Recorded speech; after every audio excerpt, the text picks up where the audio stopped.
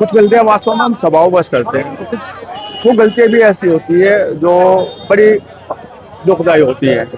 ऐसी गलती हमसे भी हुई है।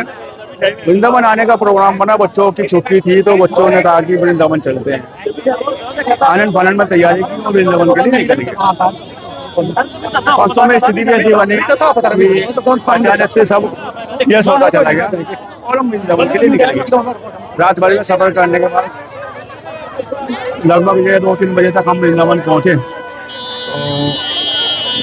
रास्ते में सूचना मिली कि वृंदावन में भीड़ बहुत अधिक है, लेकिन आपको कमरे नहीं मिल पाएंगे, रूम नहीं मिल पाएंगे। रास्ते में रुके और विचार किया क्या किया जाए।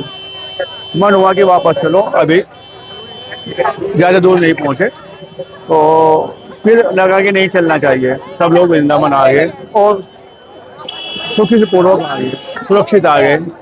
लेकिन वृंदावन में जैसे हम पहुंचे तो वृंदावन पहुंचने के बाद मुझे जो भीड़ का अंबार था वो अचरज से बाहर था, आश्चर्यजनक था। सुबह सुबह हम जो है प्रेमानंद महाराज जी के दर्शन करने के लिए पहुंचे। मैं खुद गया था दर्शन करने के लिए। जब तक मैं केली कुंज गया तो प्रेमानंद महाराज जी निकल चुके थे और मैं ई रिक्शा से गया था, गाड़ी से नहीं गया था वहाँ पे। तो ई रिक्शा जाम के कारण से वहाँ तक नहीं पहुँच पाए। मेरे मन में हुआ कि जहाँ पे महाराज जी दर्शन देते हैं, चलिए वहीं पे करते हैं दर्शन जाके। फिर मैंने ई रिक्शा अडॉप्ट किया, बैठा और उसमें वहाँ तक नहीं पहुँच पाया जहाँ गुरुजी थे। उससे पहले वहाँ पे गुरुजी निकल चुके थे। मेरा मानना था, या लोगों को ऐसा बताया जा रहा था कि 50-60 हज़ार लोगों की भीड़ थी जिसको मैं चीरते हुए जा रहा था, लोग वापसी आ रहे थे। तो ऐसा लग रहा था कि इतनी भीड़, क्योंकि दिन शनिवार था, दिन इतवार, शनिवार, शुक्रवार ये वृंदावन के लिए वो दिन माने जाते हैं जहाँ पे अंबार पूरा मतलब आश्चर्यजनक भीड़। अभी भी आप देख सकते हैं हाल फिलहाल में हम प्रेम मंदिर के पास में हैं और प्रेम मंदिर में दर्शन करने के लिए आए हैं। आप पूरा देख सकते हैं, पूरा हजूम है और प्रेम मंदिर में इन्होंने एक गेट बंद किया हुआ, मेन गेट, और दूसरे गेट से ले रहे हैं और दूसरे गेट से मानो तो आप 300-400 मीटर दूरी से घुमा के ला रहे हैं, ये यानी कि यूटर्न करके आ रहे हैं। और समय की बात की जाए, समय भी रात के 8 बज रहे हैं। ऐसा माना जाता है कि 8:30 बजे तक गेट बंद हो जाते हैं। पूरा दिन भर यही स्थिति रहती है। पहले तो ये रहता है कि मंदिरों की वृंदावन में स्थिति है कि वो रात को सुबह को 8 बजे के आसपास खुलते हैं और 11-12 बजे तक वो बंद हो जाते हैं। शाम को 4-5 बजे खुलते हैं, 8 बजे तक वो भी बंद हो जाते हैं। तो ये जो बीच का समय है इसमें व्यक्ति कहीं आ जा नहीं सकता।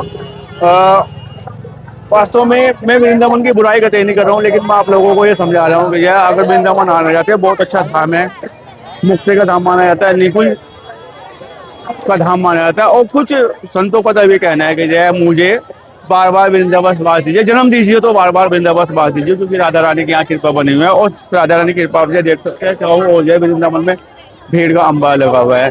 तो अब मैं बात कर रहा था अपनी इस यात्रा की, जो वृंदावन की यात्रा थी। बच्चों के अंदर उल्लास था, उमा था और राधा श्री जी से मिलने का भी ये था कि हमें मौका मिलेगा। तो हमने सुबह तैयारी की। आज सुबह की मैं बात कर रहा हूँ, आज सुबह दिन शनिवार है। हमने तैयारी की बांके बिहारी मंदिर जाने के लिए। हमने सुबह सुबह निकल गए बांके बिहारी मंदिर।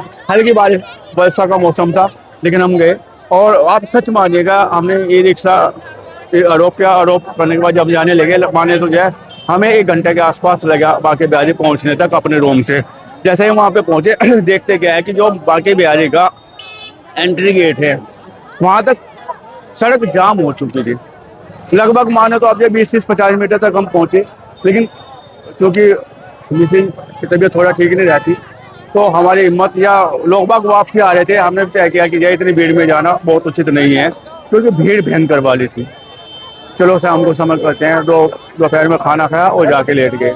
शाम के समय फिर प्रयास किया बांके बिहारी मंदिर जाने का। बांके बिहारी मंदिर पे पहुंचते हैं। और एक बात और भी है, यहाँ पे अगर आप ई रिक्शा लेते हैं या बाइक लेते हैं, इनके रेट भी बहुत ज़्यादा होते हैं, क्योंकि जब भीड़ बढ़ती है तो इनका भी अपना कमाई का होता है। आपको 20-30 रुपये, 50 रुपये तक सवारी वसूलने का काम करते हैं। अगर आप दिन भर की बात करें 2-2 हज़ार रुपये तक मांग लेते हैं आपसे। तो इन्होंने, जब हम बांके बिहारी अब शाम के समय पहुंचे, फिर वर्षा आई हुई थी। वर्षा में भीगते हुए गए हम। और वही माने तो ई रिक्शा में काफ़ी समय लगा। और काफ़ी समय लगने के बाद जैसे हम एंट्री गेट पार करके थोड़ा अंदर तक गए, फिर वही भीड़ का एक अंबार, इतना बड़ा अंबार, हिम्मत परस्त हो रही थी, जवाब दे रही थी। मैं कोई निगेटिव बात नहीं कर रहा हूँ, ये खुद का वृंदावन का मैं आपको हाल बता रहा हूँ। वो भी तब जब शुक्रवार में हम पहुँचते हैं शुक्रवार के दिन की हाल ये रहा, शनिवार के दिन का हाल ये रहा, और हाल आगे देखते हैं। इतवार का भी बताया जाता है कि बहुत भयंकर भीड़ रहती है यहाँ पे। तो बांके बिहारी दर्शन नहीं हुए। वहाँ से हम लौटे गेट से, एंट्री गेट से लौटने से जब हम तय किया कि तटीय स्थान जाया जाए। तटीय स्थान से जाने के लिए कोई तैयार ही नहीं हुआ रिक्शा वाला, तो हमने प्रेम मंदिर का रुख किया। लेकिन हम प्रेम मंदिर पहुंचते हैं तो प्रेम मंदिर का हम दोबारा से हाल आपको दिखाना चाहेंगे कि वास्तव में ये लंबी भीड़ है ना, मानो तो जाए आधा 1 किलोमीटर के बीच में जाए, यहाँ पे ट्रैफिक को भी रोक जाता है, पुलिस बैरिकेडिंग भी रहती है। सबसे बड़ी बात यह है, अगर आप गाड़ी से आ रहे हैं तो गाड़ी को तो एंट्री नहीं देते पुलिस वाले, क्योंकि इनकी मजबूरी होती है कि वो मजबूरी में अंदर कैसे आने देंगे। लेकिन फिर भी कुछ वीआईपी गाड़ी वहीं तक जाती है, मंदिर तक जाती है, अव्यवस्था फैलती है। तो मानिए तो जय जिस तरह से जय वृंदावन में लोगों की बहुत ज्यादा भीड़ है, उत्साह और उमंग के साथ आ रही है। तो ऐसे में मेरा आप लोगों से हाथ जोड़कर निवेदन है कि आप समय पे आए। आप मंगलवार में आए, बुधवार में आए, बृहस्पतिवार में आए, लेकिन शुक्र, शनिचर, इतवार और सोमवार को इसके ना आए तो ज़्यादा अच्छा है, या आए तो अपनी व्यवस्था से आए। क्योंकि इस तरह की भीड़ में आप पैसा भी लगाएंगे, भीड़ में शिकार भी होना पड़ेगा धक्का मुक्की का, और आपको दर्शन ना हो तो समझ सकते हैं श्री जी के आप पास आए फिर भी दर्शन नहीं हो तो जय मन कितना मायूस होता है। वृंदावन की यात्रा में मैंने अपने कुछ पल आपसे साझा किए। तो फिर मेरा आपसे निवेदन ये है कि जब भी आप यहाँ पे आए, अपने बच्चों को ले गए, अपने परिवार को, फैमिली को लेकर आए, तो आप मंगल, बुध, बृहस्पति के दिनों में आए।